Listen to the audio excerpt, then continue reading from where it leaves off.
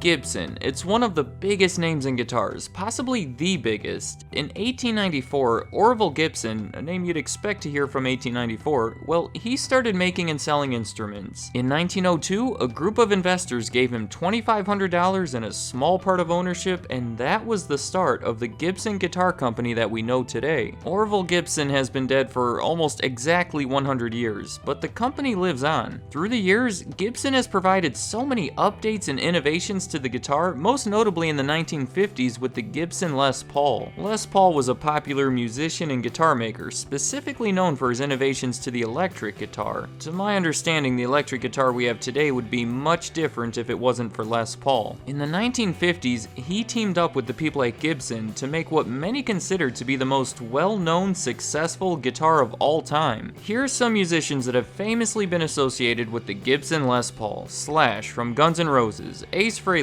from Kiss, Jimmy Page from Led Zeppelin. The list can continue for some time. Feel free to go to the comments and add to it. Almost anyone who plays the guitar is very familiar with the Gibson Les Paul, and Gibson in general. They've been around for over 100 years, they're responsible for what's likely the most popular guitar in history, and they've helped make the guitar what it is today. It hasn't been a flawless 100+ years, they've had some issues, particularly in the 1980s. They had declining sales all through the first part of the decade that ultimately led to new ownership when it was sold for $5 million. The new owners made some positive changes. They enlisted some celebrity endorsements, started focusing on reissues of classic guitar models. By the mid-1990s, everything was back on track, but recently, they've gotten into trouble once again. You may have seen some articles floating around saying they're facing bankruptcy. So why is one of the most iconic names in guitars facing bankruptcy? Well, Gibson has been struggling with debt. When we think of a company having debt like this, our minds instantly think of loans from a bank, but this is a little different. Rather than bank loans, Gibson's debt comes from bonds. When a company wants to borrow money, they can issue bonds. The idea is if you give them $5 today, they'll give you $6 in a few years. It's the same concept as bank loans, but the money doesn't come from the bank, it comes from whoever buys the bonds. Well, on August 1st of this year, Gibson is scheduled to pay these bondholders $375 million.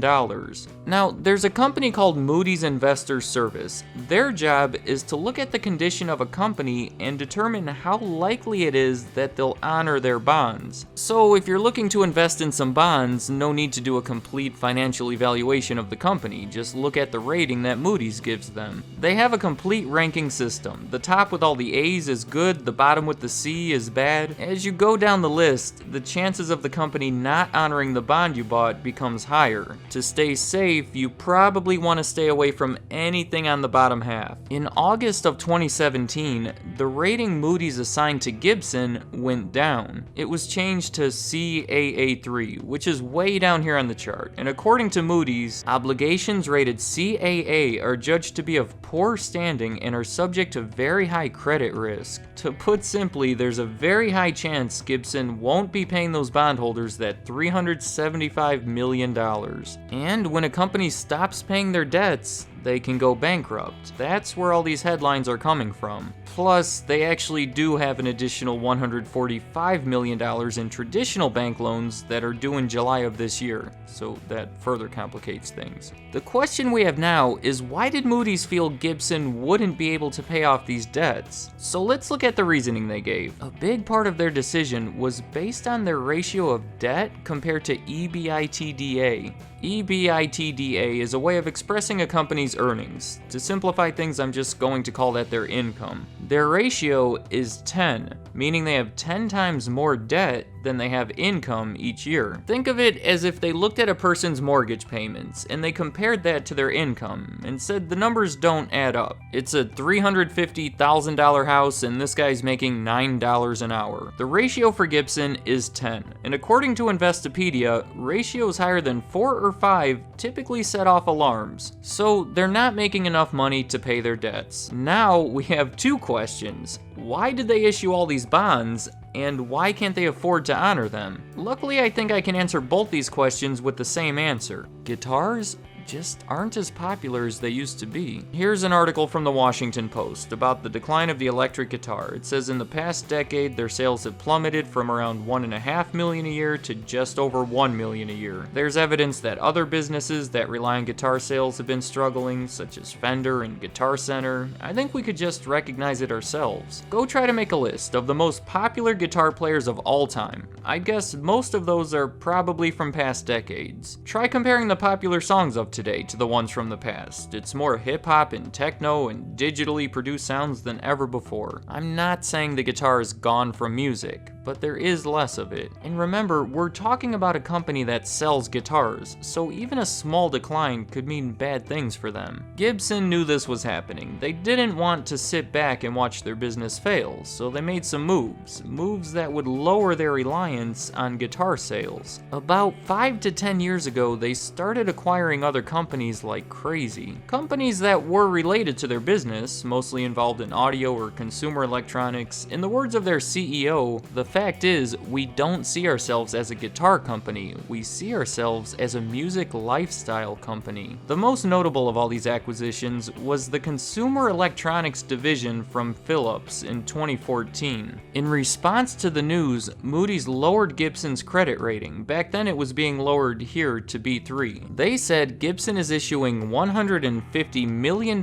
in debt to fund the acquisition, and that would bring their debt to EBITDA ratio somewhere between 5 and 5.5. They say 6 can trigger negative ratings action. Remember, now it's at 10. Even back in 2014, Gibson had debt due in 2018, and they were adding more debt that was also due in 2018, and then Moody's was here saying their chances of paying it back are becoming slimmer, so now it is 2018, and things aren't looking good. As for the future of Gibson, they have a few options. One is bankruptcy, of course. The other is refinancing, essentially paying off these debts with new debts, hopefully ones with terms that they can comply with. Gibson says they're confident they can do this, but who really knows? The last option is selling off parts of their business to generate the money they need to pay everything. I have no idea what's going to happen to Gibson, but it's a tough road ahead, and it's not one of those things where if they make it through the year, they'll be fine. If you want to follow how Gibson is doing in the future,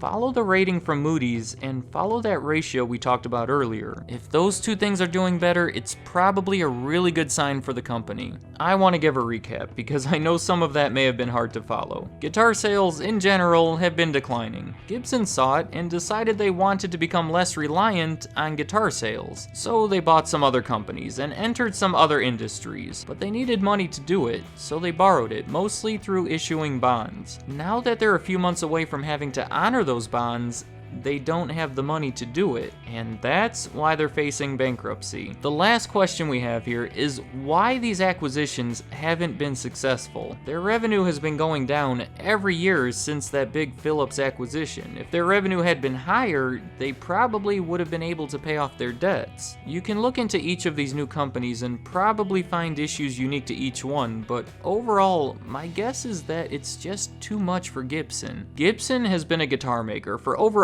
100 years. They know all about making guitars, but maybe they don't know all that much about all these new areas they're trying to enter. And trying to enter so many at once doesn't allow them to focus much effort on each one. They're not even doing all that well in the business they know. The general perception seems to be that Gibson guitars aren't quite what they used to be. My guess as to the reason for this is Gibson stopped focusing on guitars. They stopped focusing on anything. If they can't manage to get their guitars right anymore, what chance do they have with a DVD player? That last part there was just speculation, so let me know in the comments if you agree with it, but also let me know what are your thoughts on Gibson. Was it a good idea for them to branch out from what they know? Maybe they should have seen themselves as a guitar company rather than a music lifestyle company. But then remember, it's tough times for guitar companies. I can understand their dilemma. Maybe the issue is they tried to change too much too fast. In my eyes, letting down your current customers to try to gain new ones decisions is always a mistake.